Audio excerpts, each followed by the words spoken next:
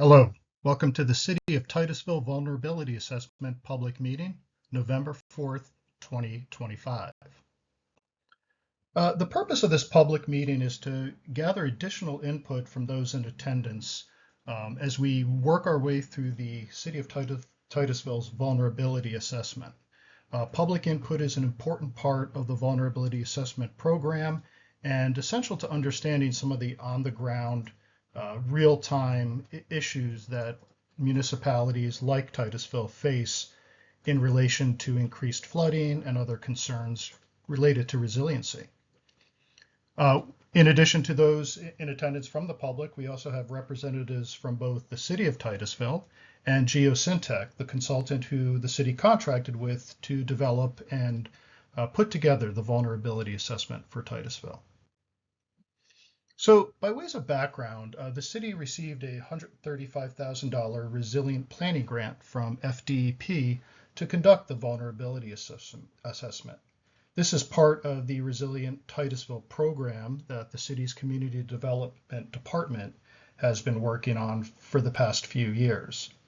And the Resilient Florida program itself through the state is designed to give both grants for the vulnerability assessment, but also for specific projects to address flooding in municipalities, both in terms of cities and counties across the state of Florida. So the purpose of the vulnerability assessment, so in the Resilient Florida program, this is the first step. And what this is identifying community-wide and regional critical assets that are vulnerable to flooding over the next 50 years. Really kind of take a stock assessment of a snapshot of the city.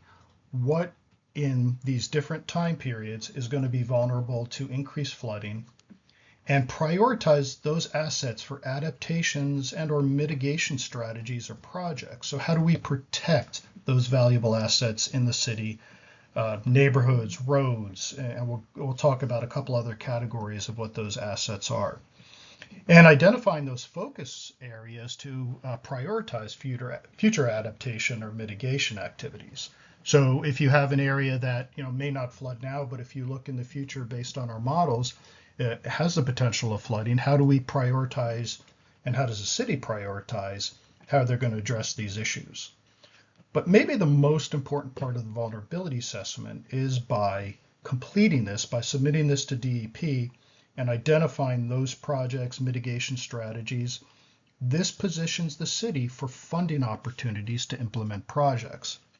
The important part of this vulnerability assessment is in order to get additional funding from DEP to assist with performing these projects, those projects need to be identified in the vulnerability assessment. So this really is kind of the foundation for all future projects that the city is going to look for funding from DEP to assist with. So we have gone through a few different parts of the assessment. Really, the biggest initial part was gathering all the available data and taking a look at what was available both from the city, from the state, from the county, and putting that all together and developing models for the exposure analysis. And this is kind of like really the meat of the vulnerability assessment. And what the exposure analysis does is take a look at three types of flooding, both evaluating for the current year, 2025, and two future year conditions, 2050 and 2080.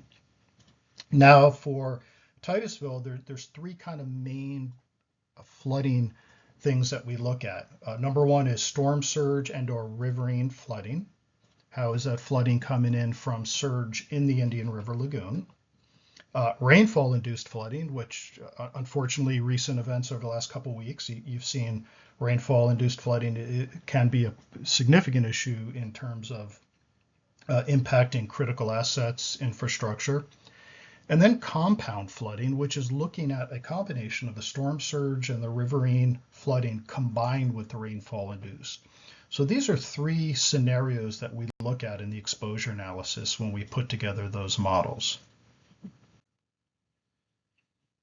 Now, one of the most important aspects of the vulnerability assessment, as I mentioned earlier, and the basis for this meeting is to gather public input. So in the initial phase of the VA, the city put out a survey online on the city's website, gathering input from people looking at areas that they see flooding, whether it's through regular rain events, through that happen during particular storms. And we did receive quite a bit of input from the public. And these maps might be a little bit difficult to read here, but we'll have much larger versions after this presentation is done, and you get to look at some of the maps we have, as well as a laptop where we can kind of really focus in on specific areas of the city for you all.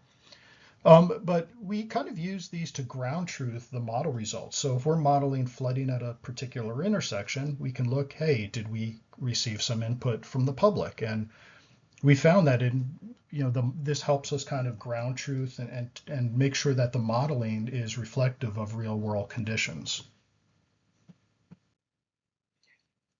So with the exposure analysis completed, the next part, and again, this is another one of the kind of the core central areas of the vulnerability assessment, is called a sensitivity analysis. And with this, we're looking at the impact of flooding on critical assets. And we evaluate the impact of the flood severity on each of these four kind of asset classes, as we call them. And we assign a flood risk level based on the percentage of land area inundated and number of critical assets affected, meaning if, say a particular part of the city gets inundated in a 2050 rain event, and there happens to be, and I'm just using this as purely an example, say a wastewater plant or a fire station, those are things that we look at. And that's obviously something a wastewater plant is, an important critical asset, an important piece of infrastructure for the city. So that gets assigned a flood risk level. So the four main things that we're looking at is number one, transportation assets and very important evacuation routes. And number two is critical infrastructure. Again, things like wastewater treatment facilities, drinking water facilities, utilities, communication facilities, cell towers, those type of things. How are they going to be impacted by these future flooding events? And then there's critical community and emergency facilities, things like hospitals, fire stations. And then another one that is often kind of overlooked, but also important, natural, cultural, and historical resources, taking a look at how this is going to affect things. And you'll notice when we talk about something like the storm surge and the tidal flooding, that impacts a lot of the parks along the Indian River Lagoon in the city.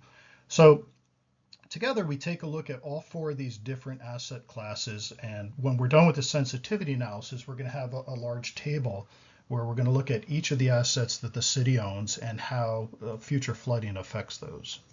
And because of that, we can prioritize assets, areas of the city, roads, etc., for future adaptation strategies and projects.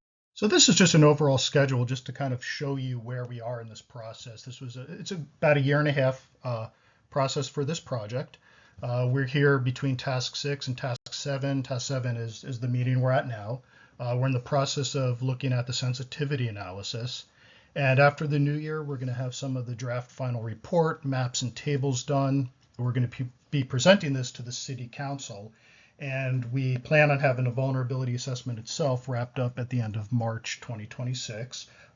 Because this is a grant through DEP, DEP sets the schedule. So we'll be finishing this up at the end of March in 2026.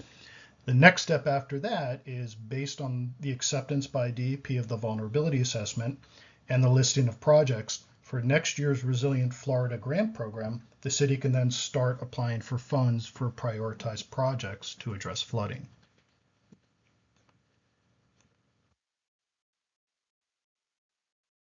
Now, for more information about the project, you can visit the city's website for up-to-date project information. More importantly, you can speak with not only city staff, but Geosyntec staff tonight. We have some tables and stations set up. And we also have comment sheets if you want to submit a public comment, ideas for projects, areas that flood not shown, you didn't get a chance to take part in the online survey, areas shown to flood but maybe really aren't. Just really want to get your take, your opinion, your public input that we can turn around and use going forward in the rest of this project. And with that, we're going to end this portion and allow you all to mingle with City and Geosyntec staff here.